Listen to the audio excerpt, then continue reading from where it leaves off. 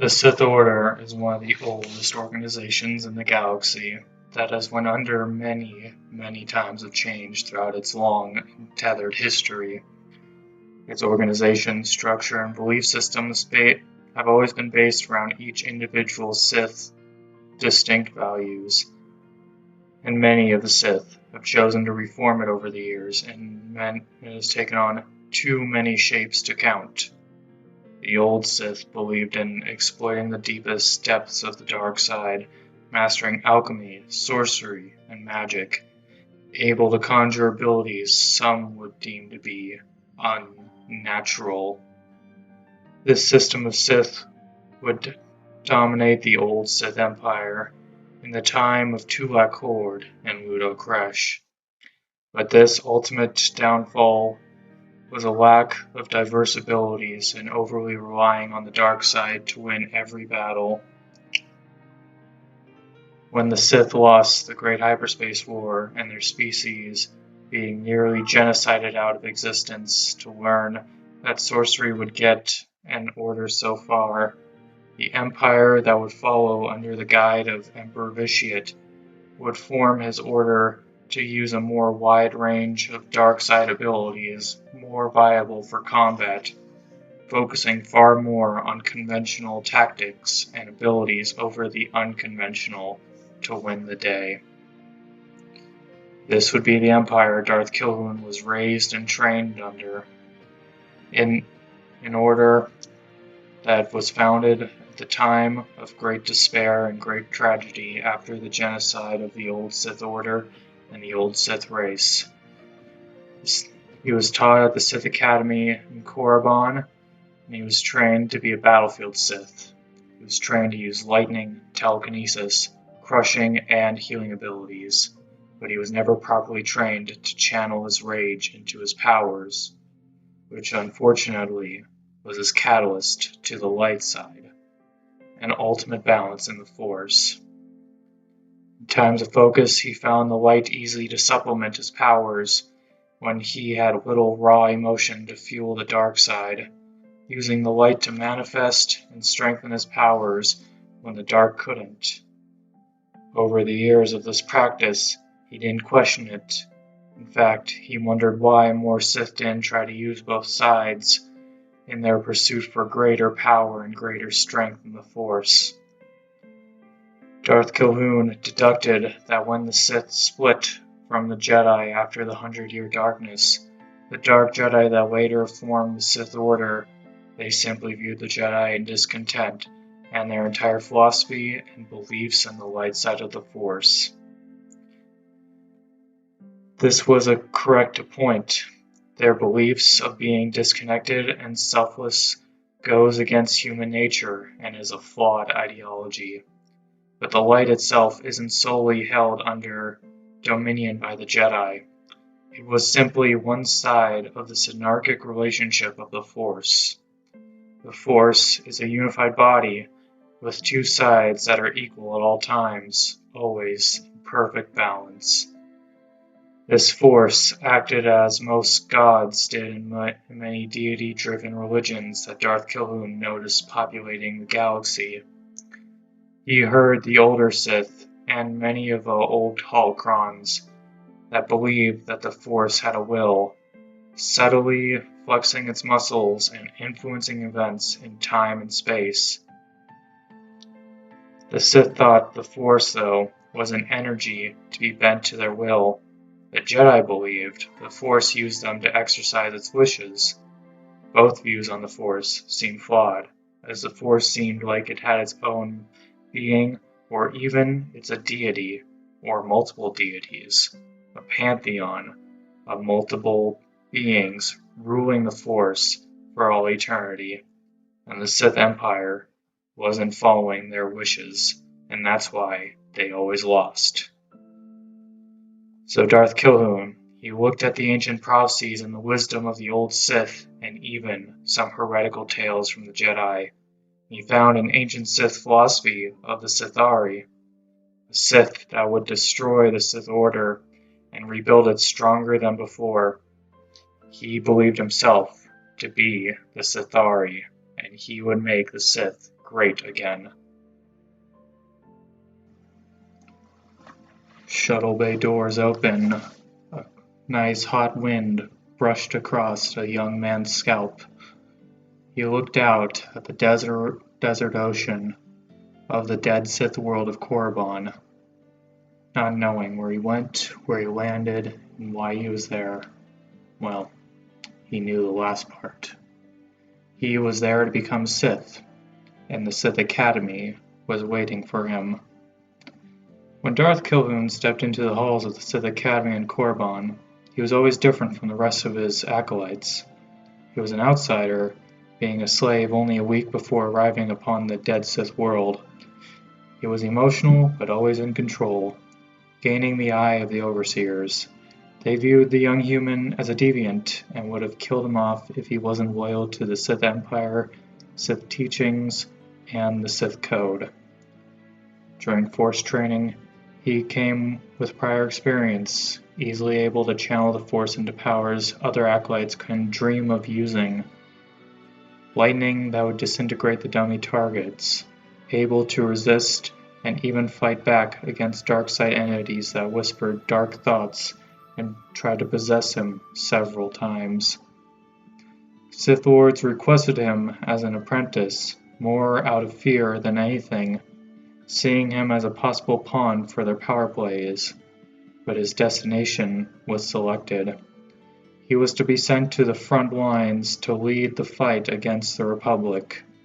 That's where he would be most useful, slaying the enemies of the Empire, that lacking of a Dark Lord directing him, let him develop his own beliefs and his own system of using the Force, channeling the light and dark side to fuel his powers to kill Jedi in the dozens, while leading entire battalions of troops into battle.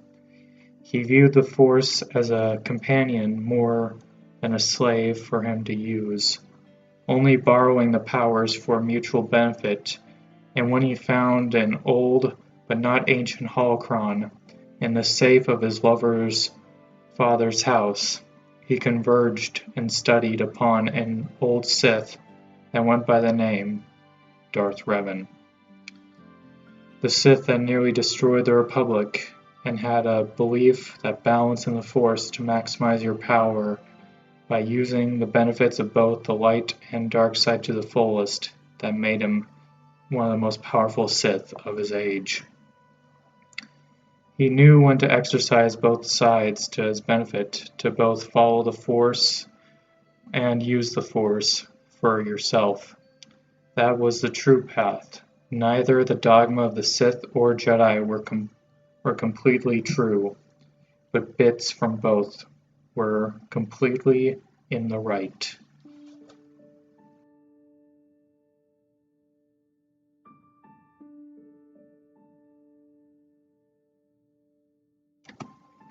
Darth Calhoun was trained to be a Sith and trained in the arts of interpreting the Sith code, but to many of his overseers and other Sith, he always misinterpreted it.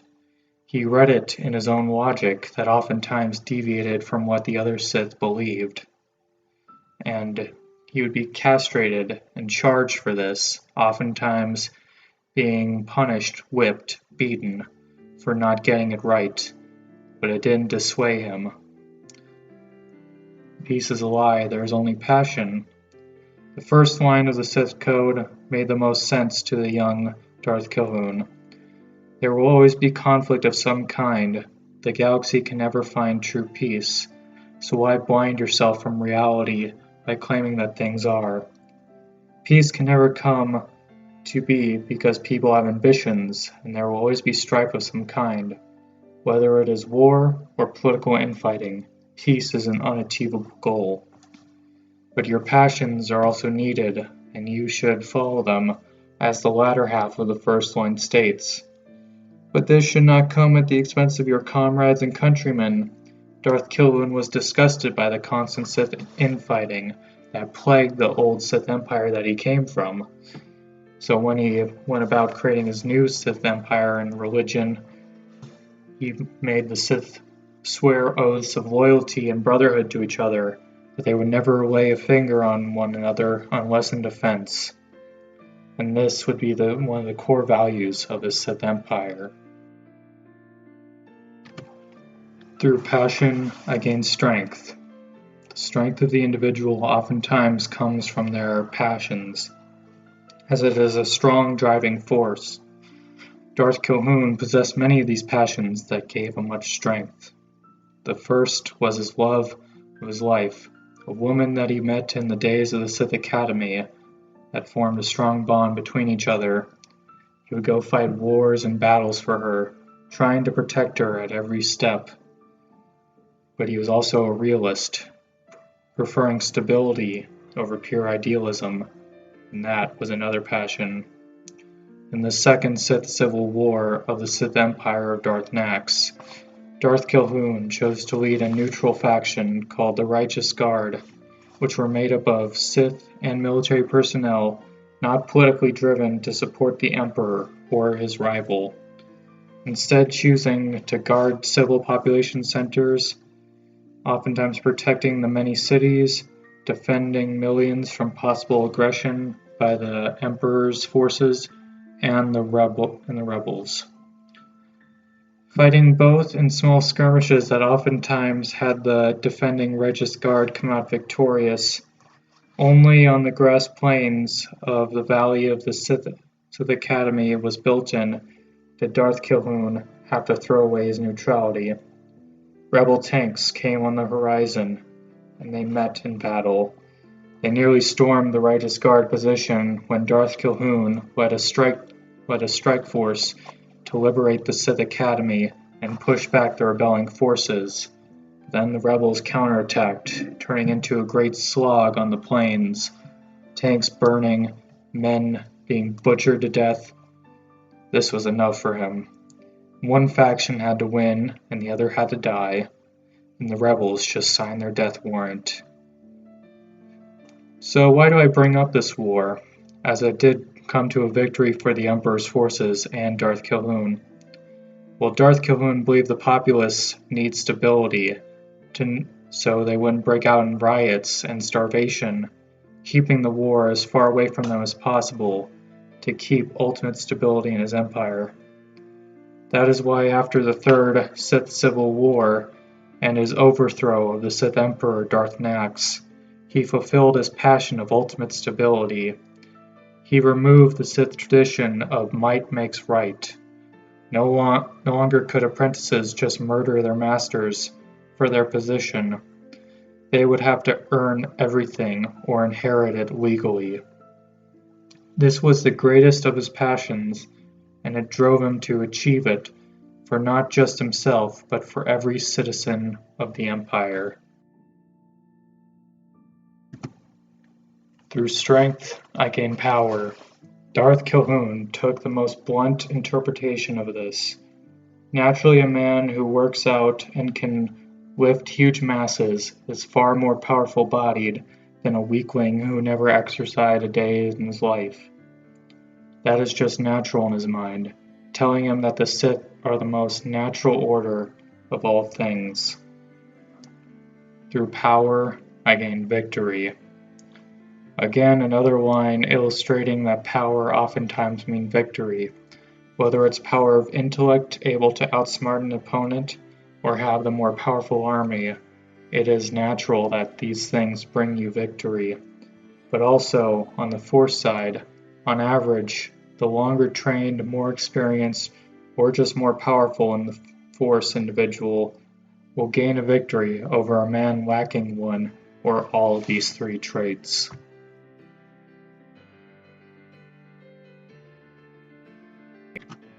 Through victory, my bonds are broken. The Force shall free me. Now, the final line of the code is the most tricky to interpret for Darth Kilhoun. You can take it very literally, break your bonds by a victory, no duh. But it takes more spirituality. It says that through the victory, over learning the Force and able to control its powers, it unlocks every restriction you ever had in your life. This includes simply being able to control the Force itself in basic abilities, or being able to free yourself from the concern of death. Darth Kilhoun was an expert and well-versed in dealing with Force spirits, oftentimes conversing with long-gone Sith Lords, like his old master for a short time, Darth Maul, and even the spirit of Darth Revan from time to time. He learned to converse with them after his first touch by the Void, which I will discuss later in this video. The interpretation of the Sith Code would persist with him for his entire life, and for the Order as a whole, that he would reform into the Sithtari religion, one of peace, one of prosperity, brotherhood, and war. Darth Kilhoun, after the First Civil War, became aware of, in his mind, the true nature of the Force. In his mind, he came to the view that the Force was a pantheon of gods, something unheard of among the Sith. When he was put into a coma near the beginning of the war, death scraping him when he was injured in a battle with the Republic fleet just outside of Rakata Prime, his Force spirit was briefly left his body when his heart stopped for a mere moment. His spirit was transported to the netherworld, the Force, or its relatively unknown afterlife for most Force users after their death. The land was barren, like an asteroid drifting in the vacuum of space. He stood overlooking a burning inferno of pain and suffering and death, a type of hell only written about in ancient religions of the galaxy. People suffered in eternal agony, or it just felt like that way, as time had no meaning in the netherworld. Darth Kilhoun felt the despair of them, feeling everything they did, all the pain that they went through. When a voice came to him, it was a hushed and both sounded feminine and masculine at the same time. The voice told him, "My child, walker of the truth path, you have come early." Darth Kilhoun searched for a source, but there was none. Not until he saw an aura of smoking light shining upon him that was made of every color, yet no color, blinding and yet not blinding. It was neither light nor dark, but it was strong in the Force, so powerful it nearly consumed him. Darth Kilhoun asked, "Who, what are you?" "I am everyone, and yet no one. Many names have I been bestowed. Ashla, Bogan, Light, Dark, God, Wise One, Great Spirit. You call what is here the Force. The Force, but you're just energy. We channel it to fuel our powers," Darth Kilhoun reasoned with the spirit. "What this is more than that. Those who are called Jedi believe that this has a will and followed its guidance. You Sith seek to use it for your own self-gain, but both choose to only take one aspect of the essence before you, damning both to separate fates after the death takes them." "Damnation?" Darth Kilhoun questioned, and paused for a moment to think. "Is that what those are down there?" He pointed to the fiery abyss. "They are, for they have taken the side which you call dark, without allowing my what you call light touch their souls, purely rejecting it, my children rejecting it. You are the exception, along with a small few others. After the entity which Darth Kilhoun had started to deduct was the Force itself speaking to him. The Jedi were right, the Force had a will, and that will meant far more. It was sentient, maybe even omniscient. The Force aura glowing intensely like a cloud, like essence took form as a woman, yet not a woman.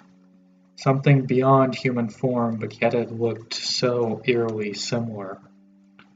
It was incomprehensible as anything, yet his eyes tried to perceive it the best that they could. "What do you want from me?" Darth Kilhoun questioned the Force like he was its equal. "The children suffer without a guiding hand. You possess the voice to conduct such a mission. The Sith are some of the most misguided of all the children. You have found a way to use the Sith ideology and make it conform with the true way. But even you can fall into ruin. The sibling of Yulnari, the Prince of Pain." The aura changed figure to one of fire and brimstone, with fiery hands and blood dripping from its sockets, into a demonic figure made of magma and rock, with the purest form of the dark side radiating from it, crushing Darth Kilhoun's soul beneath its pulses, with a furious pain he could only explain as hell, or what he heard hell is supposed to be like. But it was so painful, his chest was literally melting, but he couldn't die. But don't flee to the other one of the triplets, Voldraza. The demonic figure changed shape to a statue of ice with blinding light. It felt like a chilling presence of the light in its most powerful source. Most of the time was relaxing, even comforting, but the pulses radiating from this being chilled him until his bones had frozen and shattered. 1,000 blades had stabbed into his muscles, every blade seeming to be made of ice and every muscle burning in the chill of its aura. When the aura that was the force turned back to its natural state, there were 3 beings before him: the ice statue, Voldraza, the burning demon, Yulnari, and the colorless figure. Together, everything was calm and in balance. He felt no pain. In fact, he felt indifferent. "I see now," Darth Kilhoun admitted while pausing to think. Both sides in extreme pain and suffering. Together it balances and everything can function properly. Darth Kilhoun stated his observation that the Force was showing him that all Force users, once dead, suffer one of two fates, or they live in harmony. The 3 entities spoke back simultaneously in perfect synchrony. "We are 3, yet one. Together we are strong and balanced. Choose one through and you let loose our favor. Others have walked the true path. You are another who chooses not to be corrupted by mortals to one side or another. You are the one to save the rest." "Save the rest? I am no prophet. I can't go out and preach the word of God," Darth Kilhoun stated out for the 3 entities that made up the Force. "You will, but our emissaries that have also been the true path will help you. 2 you are already acquainted with to guide you in your journeys."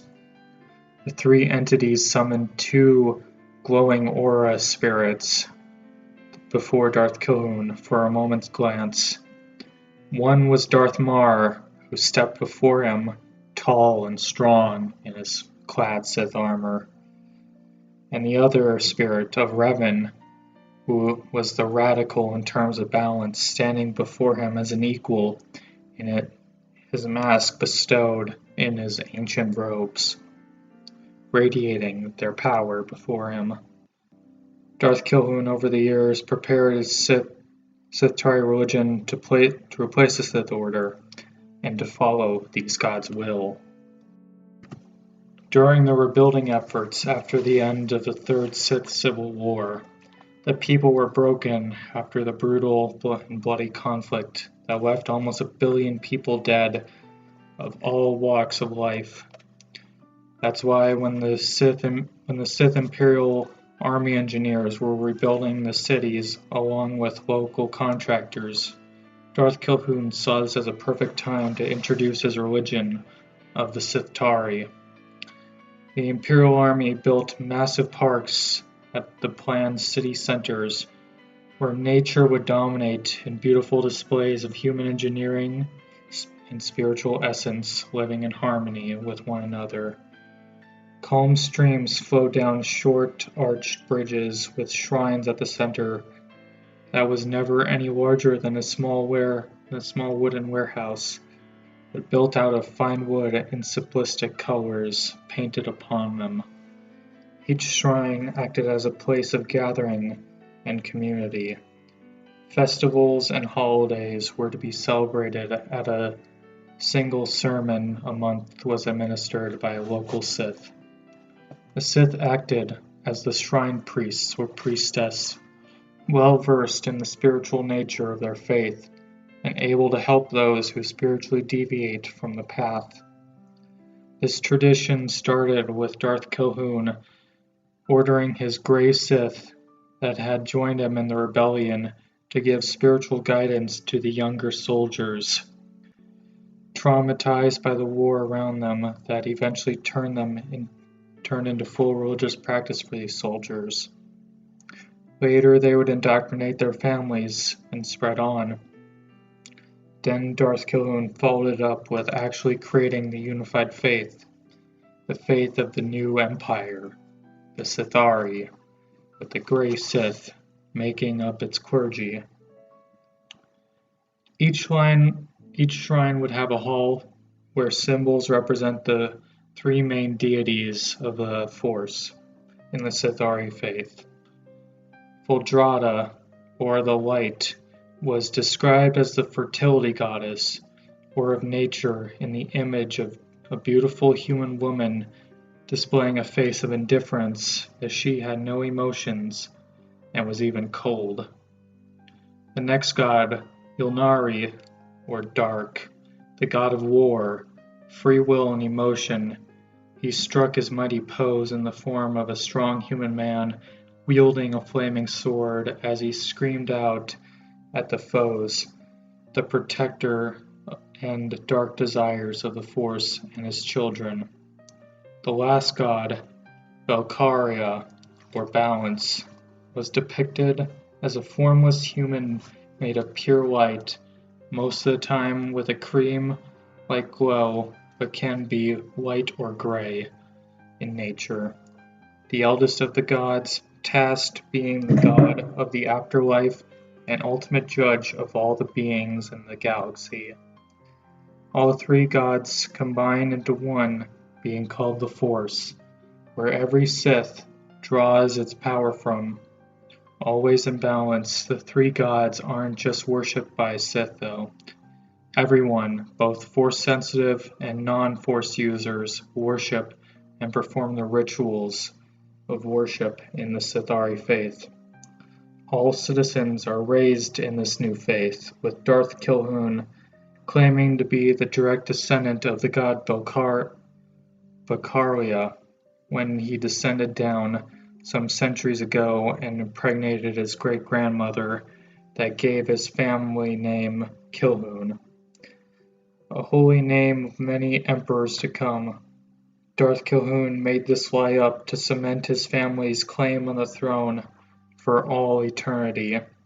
The people knowing this lie as a truth, the people of the descendants of Darth Kilhoun, almost confirm this lie, as each emperor and empress being as powerful or more powerful than the previous generation. The Sithtari faith pantheon, though, isn't just made up of three gods. They are just the most powerful gods, as Darth Kilhoun taught that due to everyone possessing the Force within themselves, that everyone becomes a great spiritual being. Every Force user that embraces a balanced perspective in the Force becomes a lesser deity called a Lakari, saintly figures with powers able to be lent to those in material pain and need. They were previously known as Force spirits. Darth Revan was made the Lakari of wisdom. Darth Mar was made the Lakari of warriors. Darth Kilhoun, upon his death, would be known as the greatest of the Lakari, of prophecy and soldiers. Oftentimes, the Sithtari shrines were named after these Lakari. The greatest shrine in the entire empire is located on the opposite side of the Imperial Square from the Imperial Palace, in the capital city of Novus on the Kingdom World of Novus Anitium. The great shrine is named the Imperial Shrine of Lakari Darth von Kilhoun I. Statues and image of the Lakari stand outside the shrines, where people could place gifts and make prayers to them for guidance and assistance in their lives. The lowest forms of deities that come average non-sensitive Force users become upon death, and they start true to the Sithtari's faith, becoming a Kalagai. They have no power except for their spirit lives in the land of solitude, or more commonly known as heaven, a land the the one true impossible but yet material realm of true peace.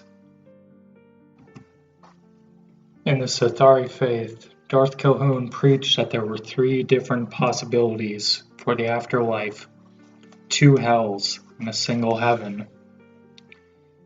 The heaven, land of solitude, or the official name, Nethera. Darth Calhoun explained the afterlife as a great ocean of calm waters, endlessly venturing out within the ocean are houses from an ancient time before the earliest space exploration, where everyone who follows the word of Darth Calhoun will go after death and live out their lives in peace. In the afterlife, they can sail the ocean in a single-person canoe, where they can find others in the afterlife, but will always be able to go home at a moment's thought. This is the realm of the god Bakaria, as he administers it for the spirits allowing to inhabit it. This eternity might not seem like a paradise, but it is the best anyone can get for the afterlife. Only for the ones balanced between the light and dark of the Force are able to go here. This future after death isn't guaranteed. For those who discard the Sithtari and balance in the Force fall into one of 2 paths, both being a fate far worse than death.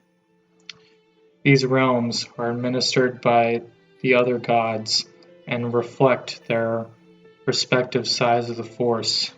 Both can be described as hell, an eternity of pit of suffering, because to have an unbalanced Force presence, they will suffer being unbalanced. The ancient Jedi order of old, ancestors of the Jedi and Sith, to an extent, understood the need of a balanced spirit to keep true to the Force. Many of the Sith and Jedi who picked to follow only one side of the Force oftentimes ended up in these hellholes, where their spirits were just destroyed and recycled because of their toxic imbalance. They couldn't retain their identity in the Force as their spirits fractured and cracked upon their deaths. The only thing holding their Force spirits together were their physical bodies. That is the pain of being unbalanced. Your spirit will crack and wither and die as it inhabits the body, and once you are dead, it is destroyed. For those devoted to the light solely, they are sent to the realm of chilling torture. The poor spirits that survive death to unbalanced towards the light are sent to frozen up in their waste, in a meditative state, while the goddess Vildraza of the white walks past them, feel completely indifferent to their pain and suffering of those in a realm called Cauldra. It is said the moans of the victims can be heard for eternity in all directions in ever-growing volume.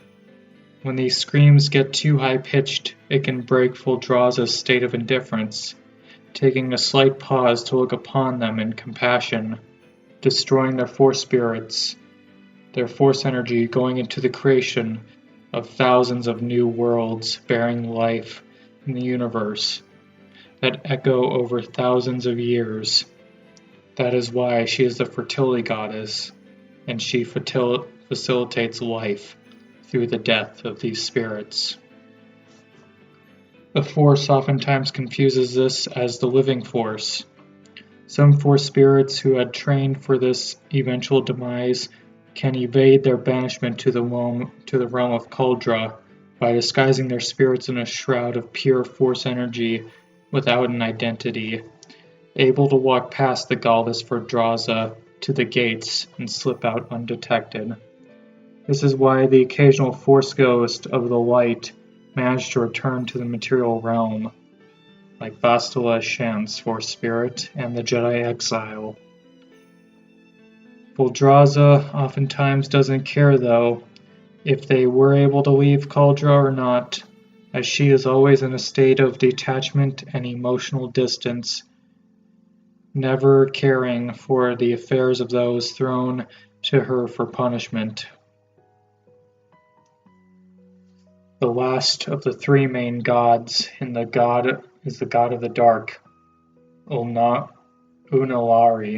Unalari is oftentimes confused as a demon or corrupting presence, as he oftentimes leads to the destruction and decay of Force users that fall into his clutches without knowing the other side. That was the dark side, decay, that oftentimes plagues many Sith Lords, turning their eyes yellow and pale skin, along with broken bodies. But the destruction of the physical body is nothing compared to the flames that wait them if the Force Spirit survives death. This place was previously called Chaos, and the name was kept when the Sithtari religion was born. The god of war made his hellscape one of that. Flames, blood, and carnage is the punishment for those who fall into chaos, while Unalari looks on from his skull throne, sipping the blood of his slain like a fine wine. If a particular victim can survive the endless carnage of his realm from the equivalent of several thousand standard years in the material plane, the great warrior of the dark side will be brought before Unalari, and he will grant him a great gift.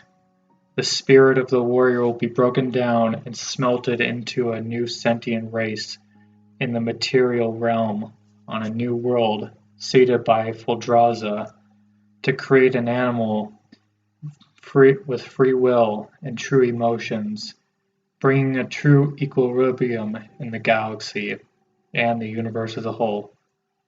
Unalari, as he is the god of emotion, oftentimes indulges in the extremes of them, holding elaborate parties and celebrations filled with millions of guests of the gods and Lokari, drinking the wine made from the blood of those who fell in his realm of chaos. Though when Unalari overdrinks, falling into a drunken sleep, the gates of chaos are opened for a moment's time, giving the most powerful Force spirits unbalanced towards the dark side the opportunity to escape, which explains the rare occurrence of Sith spirits that will inhabit their tombs and beyond. When Unalari learns of their escape, he will ride out on his golden chariot, flaming with his divine dark side rage, to hunt them down and throw them back into his realm of chaos.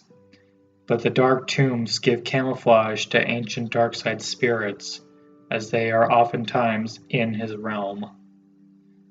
Even though these afterlives seem less than desirable, there is a last option not spoken of by the Sithtari, as it isn't an option for them, but it is an eternal plague for those who never learn of their faith, living in the wider secular galaxy along with the members of the Sith and Jedi orders, still waging their holy wars against each other. This fate is simply nothing less. Your individual identity in the Force is most of the time destroyed upon the death of your physical body, the Force energy being recycled into new beings of life, whether that's an animal or sentient life form.